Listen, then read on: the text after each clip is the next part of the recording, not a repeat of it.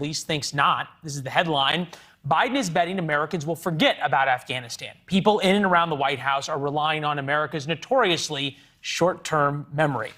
A man who's occasionally also relied on America's notoriously short-term memory, HAHN. Knows a lot about handling the optics of communications, senior advisor to Chuck Schumer back in the day, and currently the host of the Aggressive Progressive podcast. Chris, nice to see you. All right, we all agree the White House has got a problem on its hands, right?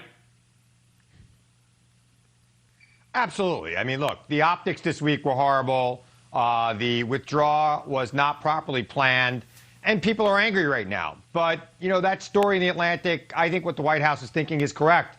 Unfortunately, America has forgotten about Afghanistan until this week. And if you would have asked Americans, should we withdraw from Afghanistan, they would have said yes, overwhelmingly, bipartisanly, that we should be out of Afghanistan. And many Americans, unfortunately, didn't even remember that we were still there. So to think that it will matter in 2022 or 2024, I just don't think it will. Let me ask you this. What would change that? Desert One, as Ralph Peters brought up, which was the failed rescue mission of American hostages in Tehran, really doomed the Carter presidency, one of many things.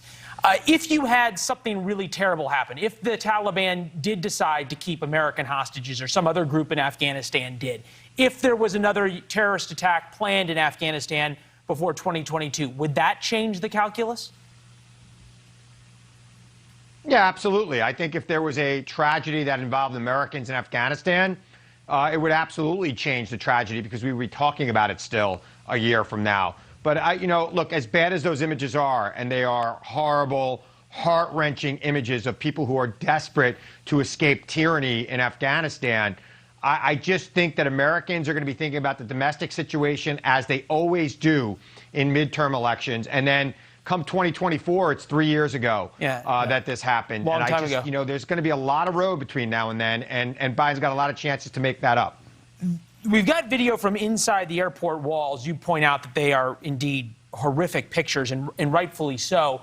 What do you make of the fact that there is not any Democrats going out on the cable channels or even on the Sunday shows and defending President Biden on this? He seems completely alone. Even Kamala Harris hasn't said anything for a week. You know, that's what happens, right? Success has a million fathers. Failure is an orphan. There's no way to look at this as a success this week. I don't think you could look at it as an absolute failure. Look, the last 4 presidential campaigns, both parties said they wanted to get out of Afghanistan.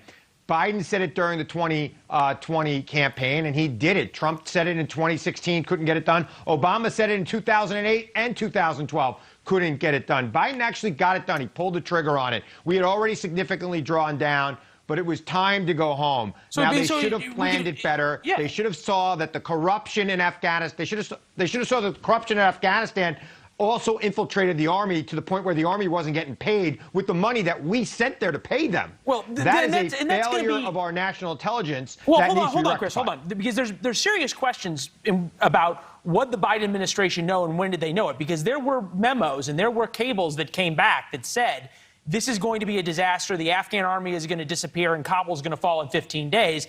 And President Biden even admitted such and didn't believe them and went ahead and withdrew in the way he did. So what would be your advice to the administration right now? How do you reset this on Monday morning now that the president decided to cancel his vacation? I think you got to move on to the next thing.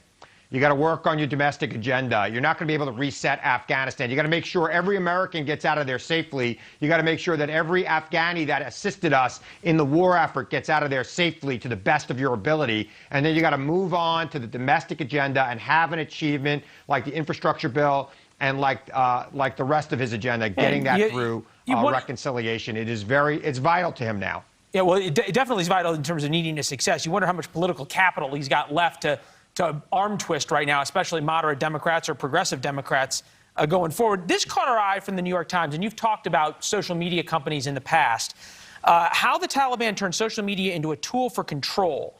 In the 1990s, they banned the internet. Now they use it to threaten and cajole the Afghan people, and a sign of how they might use technology to build power. Is it time for the Biden administration to really put the thumb screws to the social media companies to ban the Taliban and to deny them the propaganda tools?